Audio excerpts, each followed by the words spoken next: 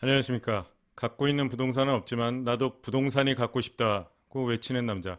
서초동에서 법률사무소 기준을 운영하고 있는 권충선 변호사입니다. 권변TV 시작해 보겠습니다. 주인법 보객이 그 첫 번째 시간은 주인법 적용 여부입니다. 우리 주변에는 주택의 임대인, 임차인이신 분들이 참 많습니다.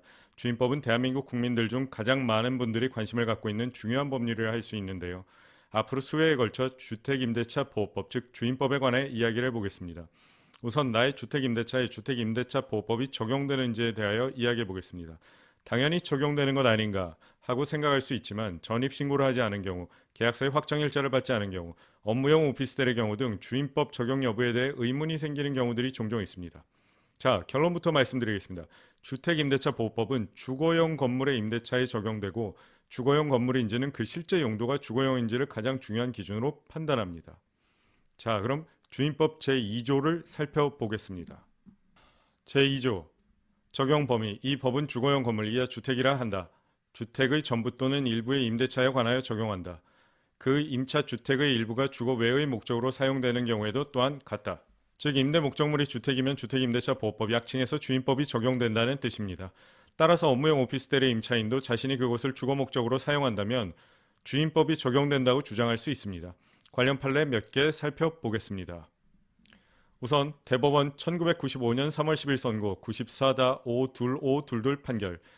주택임대차보호법 제2조 소정의 주거용 건물에 해당하는지 여부는 임대차 목적물의 공부상 표시만을 기준으로 할 것이 아니라 그 실제 용도에 따라 정하여야 하고, 또 건물의 일부가 임대차의 목적이 되어 주거용과 비주거용으로 겸용되는 경우에는 구체적인 경우에 따라 그 임대차의 목적, 전체 건물과 임대차 목적물의 구조와 형태 및 임차인의 임대차 목적물의 이용관계, 그리고 임차인이 그곳에서 일상생활을 영위하는지 여부 등을 아울러 고려하여 한목적적으로 결정하여야 한다.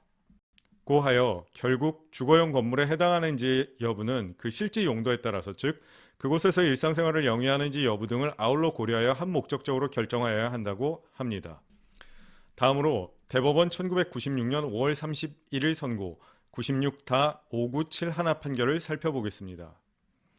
전체 건물 중 1층인 임대차 목적물이 공부상 소매점으로 표시되어 있으나 건축 당시부터 그 면적의 절반 정도가 방으로, 나머지 절반 정도가 소매점 등으로 영업소를 하기 위한 홀로 건축되어 있었고, 그러한 상태에서 임차인이 가족들과 함께 거주하면서 음식점을 영업하여 온 사실 등을 인정하여 위 임대차 목적물이 주택임대차 보호법 제2조에 정한 주거용 건물에 해당한다고 보았습니다. 아울러 대법원 1987년 4월 28일 선고 86-2407 판결에서는 당초부터 여관 여인숙의 형태로 건축되었고 피고는 전 소유자로부터 여인숙을 경영할 목적으로 임차하여 방 10개 중 현관 앞의 방은 피고가 내실로 사용하면서 여관 여인숙이란 간판을 걸고 여인숙을 업을 경영하여 온 사실을 인정하고, 피고의 그 점유 부분은 주택임대차 보호법상의 주거용 건물에 해당하지 아니한다고 보아 여인숙의 방 10개 중 1개의 방만 내실로 사용하여 거주한 사실로는 전체 여인숙 건물에 대한 임대차의 주인법이 적용되지 않는다고 본 적도 있습니다. 결론적으로 주거용 건물 임대차의 경우에는 주인법이 적용됩니다. 주거용 건물인지는 그 실제 용도를 중심으로 전체 건물과 임대차 목적물의 구조와 형태 및 임차인의 임대차 목적물의 이용관계, 그리고 임차인이 그곳에서 일상생활을 영위하는지 여부 등을 아울러 고려하여 한목적적으로 결정한다고 볼 것입니다.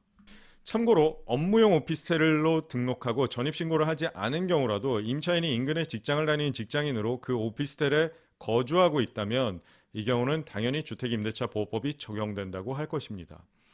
오늘은 주인법 적용 요건에 관하여 법 조문과 대법원 판례를 중심으로 이야기해 보았습니다. 권변TV 주인법 보객이 다음 시간에는 속칭 임대차 3법이라고 불리는 계약갱신 청구권, 전월세 상한제, 전월세 신고제에 관하여 주택임대차 보호법을 중심으로 이야기해 보겠습니다. 시청해 주셔서 감사합니다. 오늘 보신 영상이 유익하셨다면 구독, 좋아요 부탁드리겠습니다. 감사합니다.